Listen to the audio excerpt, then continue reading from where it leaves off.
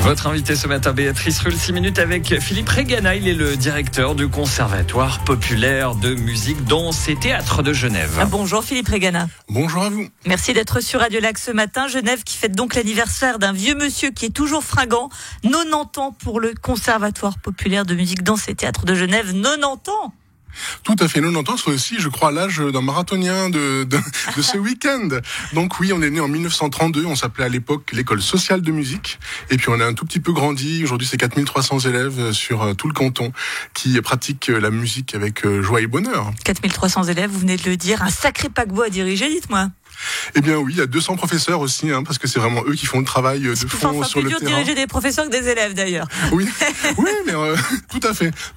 Mais en même temps, ils sont force de proposition aussi. Il n'y a pas forcément besoin de les diriger.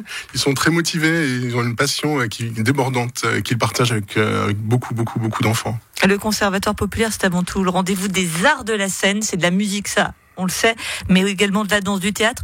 Une multi et une interdisciplinarité à laquelle vous tenez beaucoup. Oui, c'est un peu le cœur de notre école. On est la seule école à avoir la musique, la danse et le théâtre dans le même endroit, qui peuvent travailler ensemble. Et justement, on travaille sur tous les liens qu'il peut y avoir entre les arts. C'est un vrai challenge aujourd'hui. Et puis on essaye de porter au plus haut justement cette idée-là. En quoi c'est un challenge ? Quand on a de la musique, de la danse, c'est énormément de personnes sur scène. C'est la Star Academy genevoise en fait.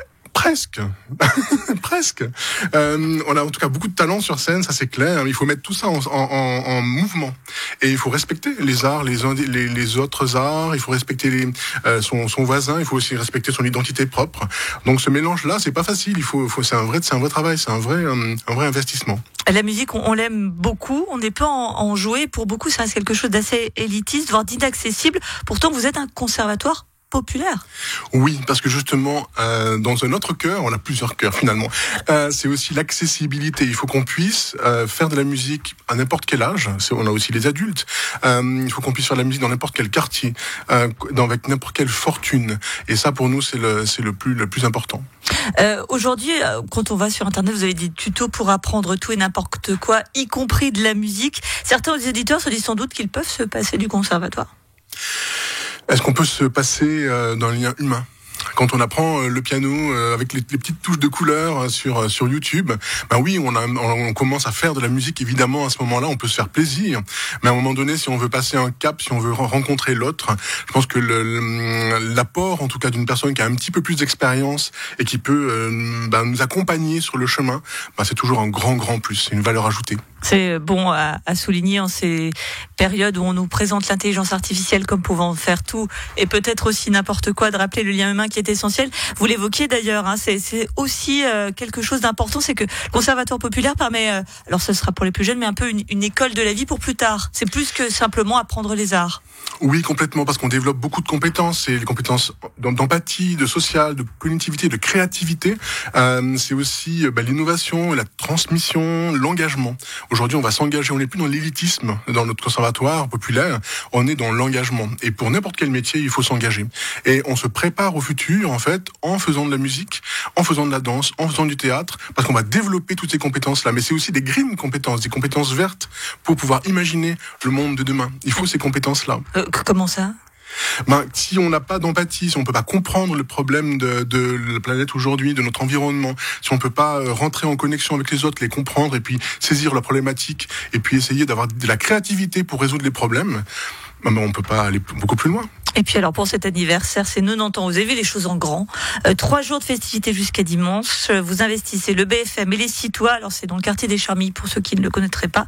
Et donc au BFM, on a la musique. Alors là, c'est entrée plat dessert, musique actuelle, jazz, musique classique et baroque. Tout à fait, musique baroque, mais enfin tous les styles vont être représentés. C'est vendredi soir, jazz, chœur et pop en fait. On a aussi un samedi soir un songe d'un soir de mai. Et puis pas d'une nuit d'été. Pardon ? Et pas d'une nuit d'été. Non. Et puis il était 2 fois 4 éléments. Ça c'est dimanche après-midi pour les plus jeunes. C'est un moment unique également pour vos élèves, parce que je dis bien aussi talentueux qu'ils soient, c'est pas tous les jours qu'on va se produire au BFM. Comment est-ce qu'ils vont Eh bien, je pense à eux ce matin, là, parce qu'ils sont en train de se réveiller. Ils sont en train de penser à ce qu'ils vont faire ce soir, leur solo, leur pas sur scène. Ils sont en train de répéter leur chorégraphie dans leur chambre ou sous leur douche, chanter leur partie ce matin. C'est beaucoup de trac. C'est beaucoup aussi d'engagement de leur part parce qu'ils ont passé plusieurs week-ends à travailler ça depuis le mois de septembre, beaucoup de cours évidemment, donc ils ont fait des sacrifices pour ça. Mais en même temps, c'est une chance énorme, c'est une source de motivation parce qu'ils vont jouer sur scène, sur une énorme scène, le BFM, ou aussi toi qui est aussi une scène qui est nouvelle et puis qui va faire sa place à Genève.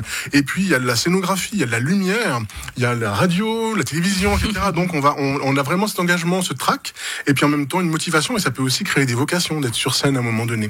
Quand on vous dit que c'est la Star Academy, le Conservatoire populaire, un mot pour ceux qui nous écoutent. Il y a peut-être des enfants là ce matin qui disent je vais très bien à l'école, mais à l'école, sans doute aussi, mais surtout à la musique.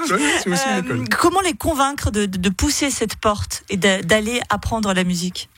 Aujourd'hui, on a envie de faire ce qu'on veut, ce qu'on a envie. Et je pense qu'il faut aller un peu plus loin de temps en temps et dire, oui, il faut que je fasse un petit effort peut-être pour aller un peu plus loin. Il faut oser aller découvrir. Je pense que la curiosité peut être un atout.